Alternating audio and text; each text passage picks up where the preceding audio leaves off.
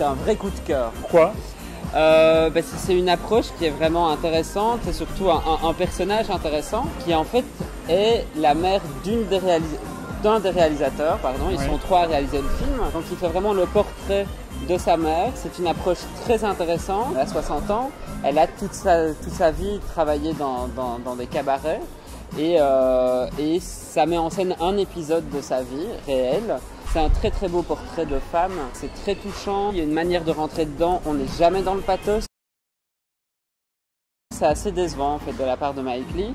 C'est pas inintéressant, maintenant c'est long, c'est lent. On est vraiment spectateur de quelque chose dont le rythme ne se dessine jamais. Par contre, l'interprétation est magistrale.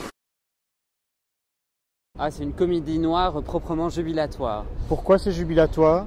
Parce que Cronenberg vraiment se moque d'Hollywood, en fait la satire sur base d'un scénario qui est vraiment décapant, qui est cynique à souhait, qui est extrêmement sarcastique, qui sur base de différentes trames incestueuses fait une sorte de métaphore en fait du tout Hollywood.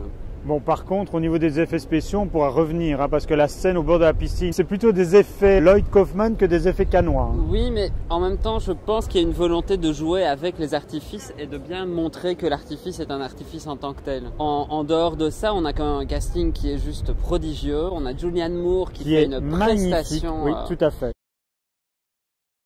C'est ma grosse déception de la compétition. Je trouve que ce film est extrêmement grossier dans la manière dont il est construit. On n'est que dans du bavardage. Dans le discours, il y a une vraie critique de la Russie. C'est très drôle par moments. Le problème, c'est que c'est tellement grossier dans l'humour, tellement souligné, tellement appuyé, que moi, ça m'a mis complètement à distance et que toute la finesse des réalisations précédentes du réalisateur, et notamment Elena, où tout est dans le sous-texte, dans la manière dans le silence, dans la manière de se comporter, dans la manière de subir aussi. Il y avait une critique qui pour moi était beaucoup plus fine de la société dans Elena, et ici je trouve que c'est surligné. C'est une très belle surprise, c'est un poil esthétique, donc on a autant Godard qui dit adieu au langage, on a ici un réalisateur qui de film en film se renouvelle et qui de film en film commence à vraiment maîtriser le langage cinématographique et qui joue avec. Et il y a une chose qui moi m'intéresse particulièrement dans le film, c'est le rapport au langage, à la langue en tant que telle. C'est fabuleux, on découvre vraiment la langue québécoise encore plus que dans les films précédents de Xavier Dolan, c'est d'une richesse complète, c'est extrêmement touchant, c'est très émouvant. Oui, c'est l'adieu au cinéma de Jean-Luc Godard. Dans le film, il y a un message assez clair, un message très simple. Nous ne sommes égaux que quand nous faisons caca. C'est un enculeur de mouches. Donc c'est en 3D, une 3D complètement pourrie, des cadrages qui sont quasiment tous à chier. Cette idée d'adieu au langage, c'est qu'il va déconstruire le langage cinématographique complètement. Mais là où avec Alain Resnais, on a vraiment une ode au cinéma et on va déconstruire le cinéma pour vraiment... Dans son dernier film. Voilà, on magnifie le cinéma en le déconstruisant. Ici, on le déconstruit et on dit à tout le monde que ce sont juste des connards et qu'on détient la vérité. Ça commence très bien. Il y a une très belle prestation de la part de tous les comédiens.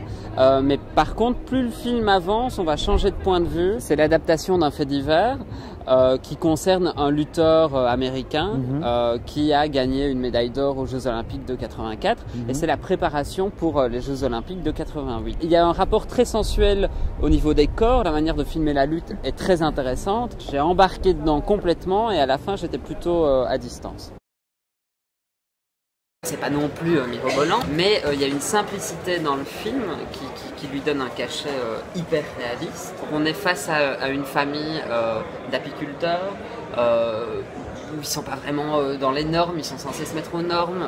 Clairement, ils vont pas pouvoir y arriver parce que financièrement, ils ne suivent pas. Chaque personne vit un peu de manière indépendante et en fait, le vrai centre de la famille est la fille aînée. Donc, il y a 4 filles. Qui vraiment travaille avec les abeilles comme son père. On a vraiment un portrait multiple à travers ce prisme familial. C'est très juste, c'est très doux, c'est très tendre. Il y a des choses très intéressantes, il y a beaucoup de longueur aussi. En même temps, je pense que c'est la longueur qui fait l'intérêt du film. Maintenant, je dois avouer qu'il n'y a rien qui m'a donné envie de quitter la salle. mais en même temps, je ne vois pas ce qui me donnerait envie d'y aller. Le jeu est très bien, les personnages sont intéressants, c'est très bavard. Il y a des choses très intéressantes sur la société turque. C'est beaucoup plus fin en fait que le cinéma des frères Dardenne et ça aborde les mêmes questions. On va reprendre nos pénates bruxelloises pour d'autres vidéos dès début juin. À bientôt. Au revoir Nicolas. Au revoir Emma. Il paraît qu'il pleut en Belgique. Ah, mais c'est dommage.